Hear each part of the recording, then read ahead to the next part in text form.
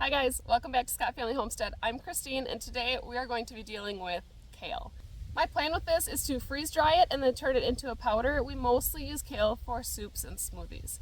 So this is dazzling kale. I got this variety because it's supposed to be really great for when it's very cold. We're actually coming into the season when it's quite warm, which is one of the threats to kale because they don't really love heat and they will go to seed once it gets too warm. The other big threat to these guys is cabbage worms. I've been extremely lucky this year. I have not seen cabbage worms yet. And so I'm going to get these leaves while they are still big and beautiful and untouched by pests. I will let the plants keep growing. I'm not going to take all of the leaves, but we're going to do a very heavy clipping on these. I also have some in my green stalks. My son has some in the high tunnel. That is probably most at risk of bolting. Or going to seed because it is so warm in there.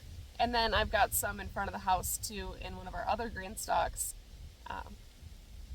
I am growing the dazzling kale this year. I also have blue Scotch curled kale. I do like scarlet kale as well. I just didn't have as much luck with it this year starting from seed. And I had an overwhelming amount of this dazzling kale. So we are going to start with this. I've got a great big basket and a new little snippers. And so I'm just going to work through here and go ahead and clip a bunch of this up. Some of these, it looks like a pest has gotten to them. It's kind of torn. This is just my kids grabbing kale. So, nothing to worry about there. Oops. You got to leave some of the leaves so that it can keep growing. So we're going to do a pretty heavy cut. See, this is what's going to be left. All these little ones. Here, can you put these in the basket, sweetheart? Now these plants look kind of sad, but they're going to be alright. They'll keep growing. We're going to go ahead and get the other kale that we have, but we have in abundance. This is a lot of kale. Okay, this is our blue Scotch curled kale, and the kids have eaten quite a bit of this. Trying to teach them to take the full leaves and not just like tear a little bit, but they're still pretty young. And they're eating kale straight out of the garden, so I'm not really going to complain. I always tell people that when they ask, how do you get your kids to eat vegetables? Just grow a garden. Just grow a garden. Let them pick out the seeds out of a seed catalog and let them plant the seeds and see them come up, and they'll be excited about it and they're going to give it a try. If they decide something's not for them, that is totally fine. But something like this, even if they don't like to eat the kale fresh out of the garden like this, they do eat it in their smoothies and you can't taste it. So I'll show you how we do that coming up. But even if they didn't particularly like the taste of kale, you can still get the nutrition to them very easily.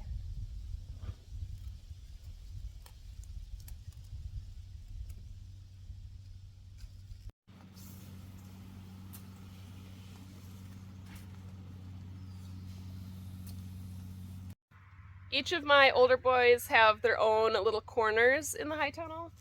This is Micah's. He's got lots of flowers in here. He has radishes, his kale. He has some melons in the back.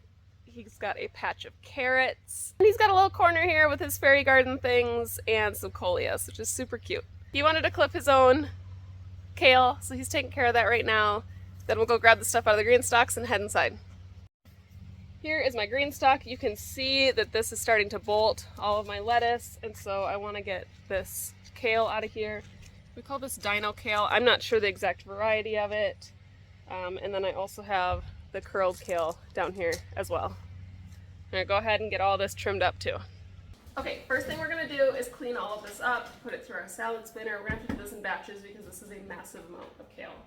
One thing I didn't mention outside, if you do have cabbage worms, so we have been really lucky not to have them yet this year, but if you do have cabbage worms, a lot of times they're on the underside of the leaf and they start out teeny tiny. So if you start seeing holes, you want to start looking for them.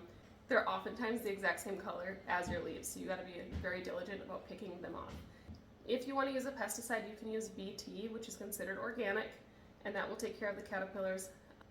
I don't spray anything here. I'm just kind of particular about it, but especially with the leaves that we're going to be eating or like a fruit that we're going to be eating, If it really came down to it and we had really bad pest pressure, I'm open to spraying a plant with something organic, but I try not to spray the actual thing that we're eating. That's totally preference.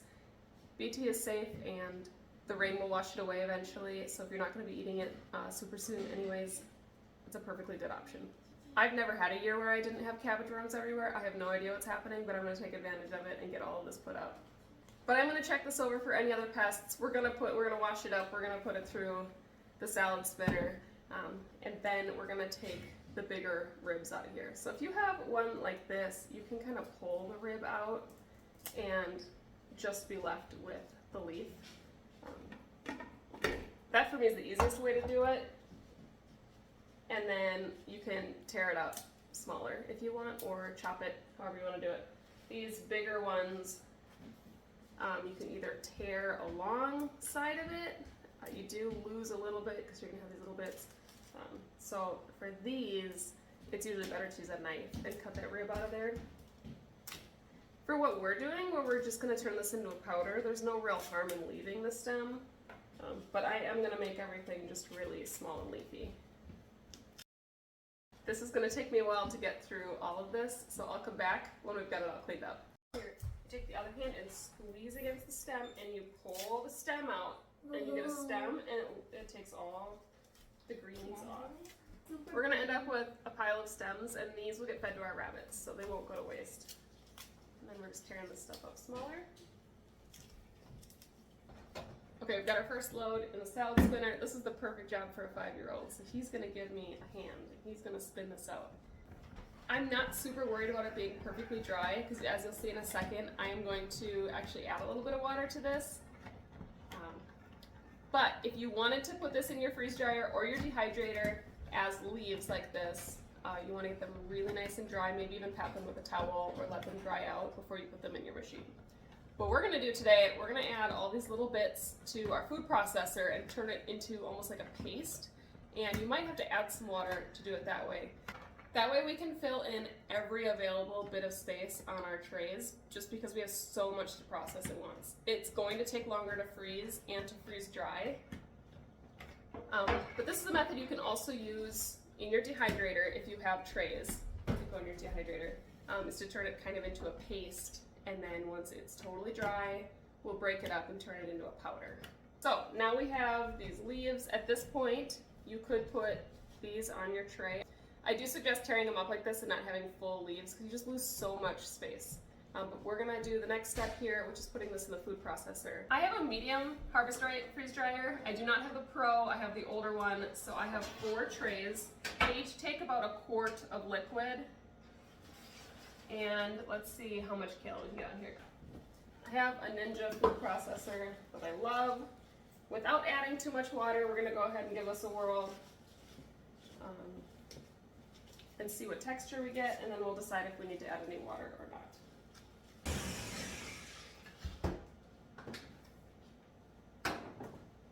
At this point, we still have some pretty big stuff here. It is getting smaller towards the bottom, but I'm gonna add just a little bit of water and mix this up and see if that helps break up the bigger pieces.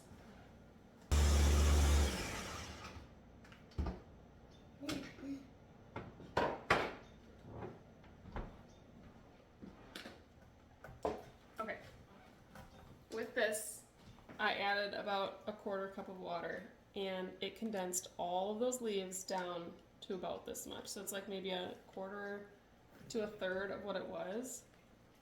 Now we could squeeze this out a little bit. There are some bigger pieces in there yet.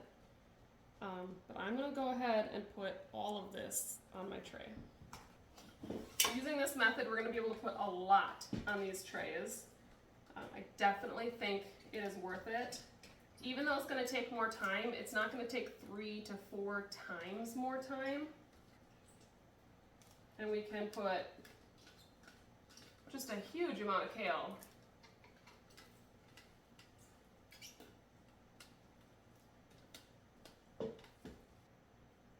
And now I'm just going to keep on working through this. We're going to get through the rest of our basket and see how many trays we fill up with that. So all of that kale, that whole big basket, became 2 trays. I'm gonna show you the texture kind of here. It's kind of like a paste. And this is gonna go a lot faster if I throw it in the freezer first and pre-freeze it, so I'm gonna go ahead and do that. I did not put them as thick as I could have on these trays. I probably could have gotten all of that kale onto 1 tray. If you really had a lot to process, you could put this on really thick, but I don't want this to have to run forever and ever, so I'm putting it on 2 trays. I'm gonna get these frozen so that they are ready to go, and then I will run this whole load tomorrow, and I suspect it's going to take a good 24 hours, but we will see. That's my guess.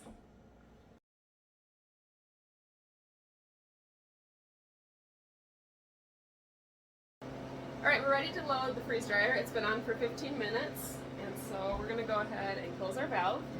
I'm going to load up the trays that I prepared. What I ended up doing is I have some strawberries that were already frozen. Since I froze our kale, I wanted to put everything in here frozen. These are last year's strawberries, so I'm going to freeze dry these so they don't get all freezer burned in the freezer. So I have 2 trays of strawberries. And then here is our kale. So it's totally frozen now, hard. And I have 2 of these.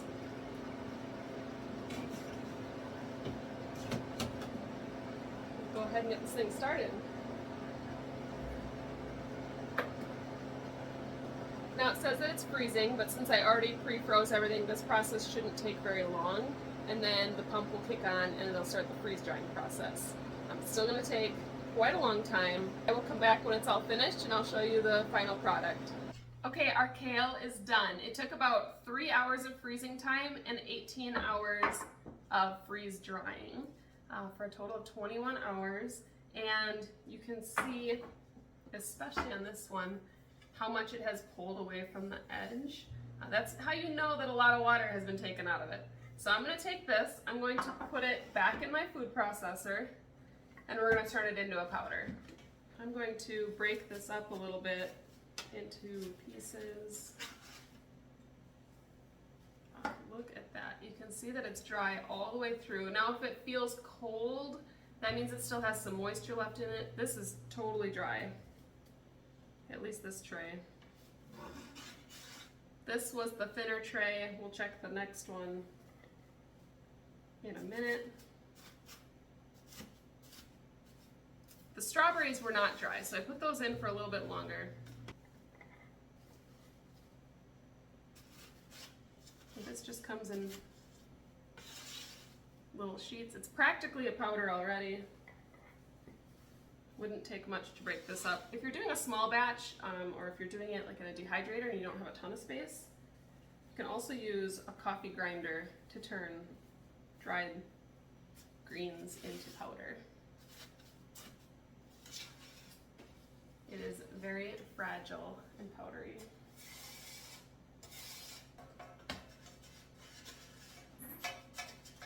It'll be interesting to see what that whole huge basket of kale turns into once it's powdered, because I bet it's not going to be very much.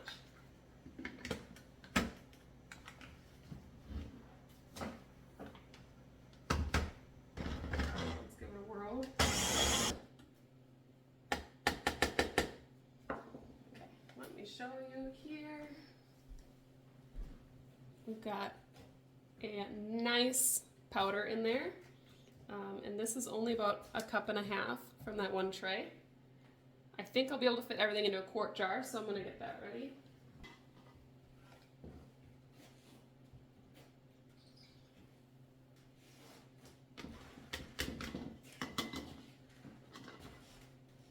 So that's from our first tray. We'll go ahead and do our second. You can close the door, buddy.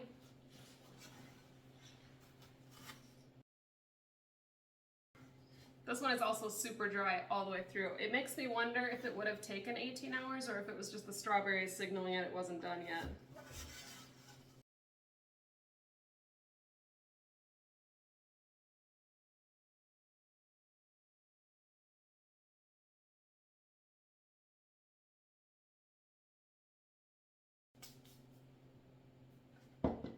second batch.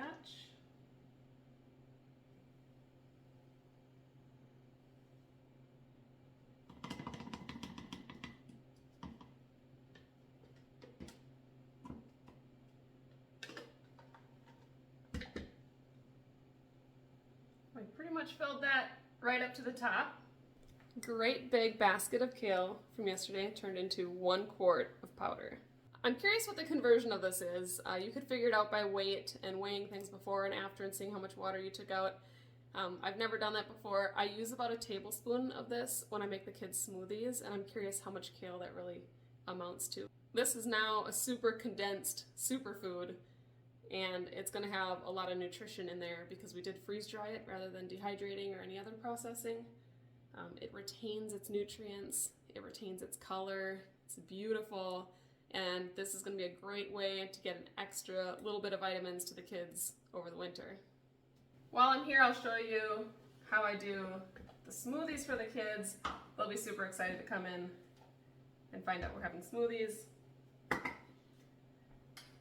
We had waffles this morning with some of the strawberries out of the freezer, and they have a lot of juice to them, so I'm going to go ahead and make a strawberry smoothie. Just get the stuff used up. I always start with some fruit. This is my last bit of homemade yogurt from our cow. Go ahead and use that today. I don't really measure anything, and sometimes I use my bigger food processor for this. I'm just going to fill it up most of the way.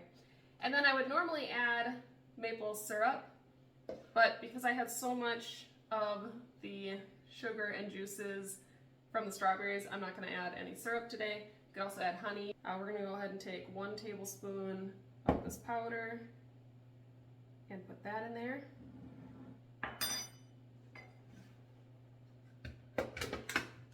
Now we'll mix this up.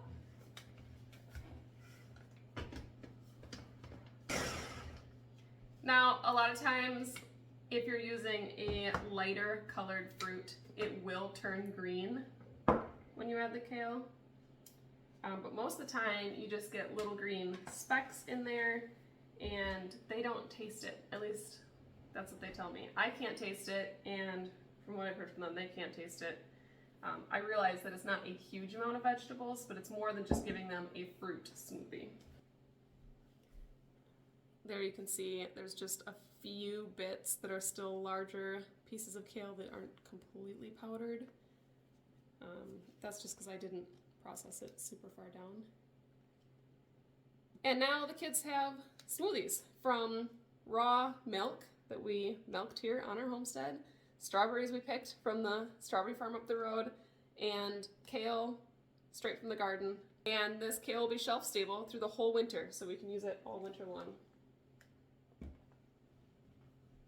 And I just think that is really cool. So thank you so much for joining me today. If you haven't already, please subscribe. It helps our family in so many ways, and I really appreciate every single one of you that tunes into our channel. If you are interested in a HarvestRight freeze dryer, I've got the link down in the description, and you can go ahead and take a look at that. But remember, you can also do this in a dehydrator. It's a great way to preserve kale, which is normally a seasonal food, but now we can use it all year long. Thank you for hanging out with me today, and I'll catch you in the next one. Bye, guys. Would you like a smoothie? Yes, please. Do you want a straw? Sure. I have to go grab one from the drawer.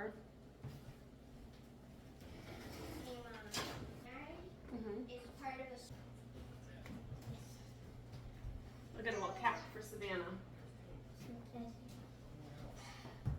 Just come in there.